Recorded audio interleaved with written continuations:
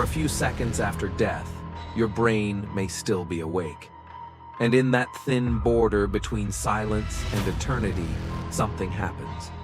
A surge of memory, a tunnel of light, a sudden peace, or nothing at all.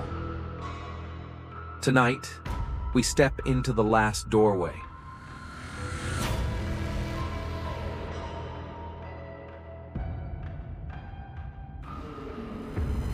Welcome to Runas Studio. This is not a horror story. This is a quiet exploration of the final moments of life, what the body experiences, what the mind recalls, and what the soul might become. We're going to combine science, testimony, and philosophy to ask a question that every human will face. What does it feel like to die? Death does not strike like a switch. It's a fading. As the heart slows, blood pressure drops. The body begins to conserve, your vision narrows, your hearing softens, but the brain, for a brief time, can ignite. Some studies suggest a spike in neural activity, final intense coherence, as if the brain, losing the body, burns its last fuel in a single bright flare. Time stretches. Sounds become distant. The room seems far away. You might feel warm, strangely calm.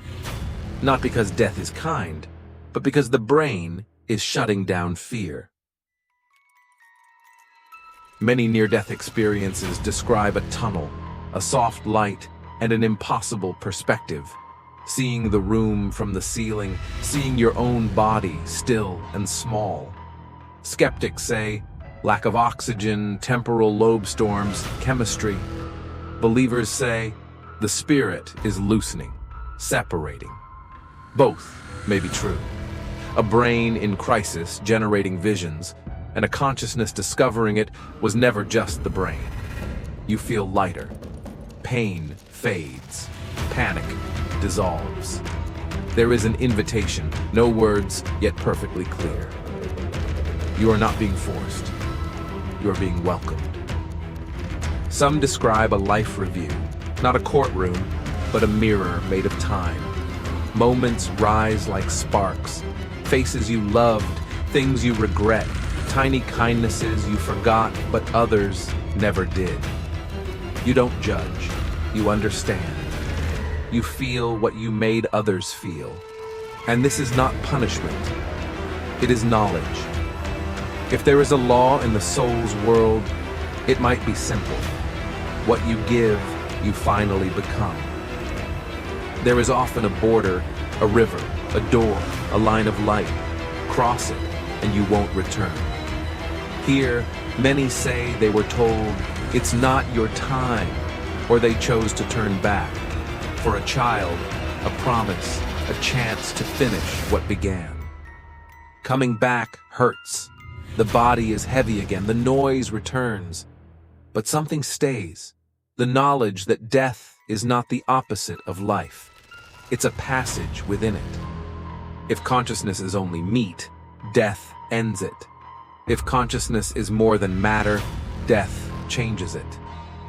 Maybe the soul is not a ghost that leaves a machine, but the field that the machine briefly focused into a name.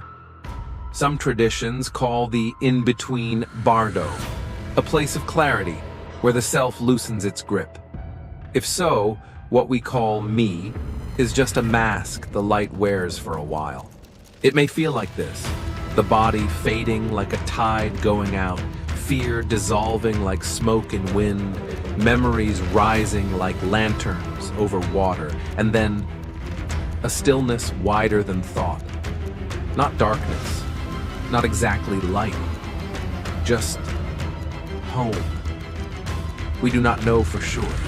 We only listen to science, to witnesses, to the oldest intuition. If this gave you peace, leave a comment.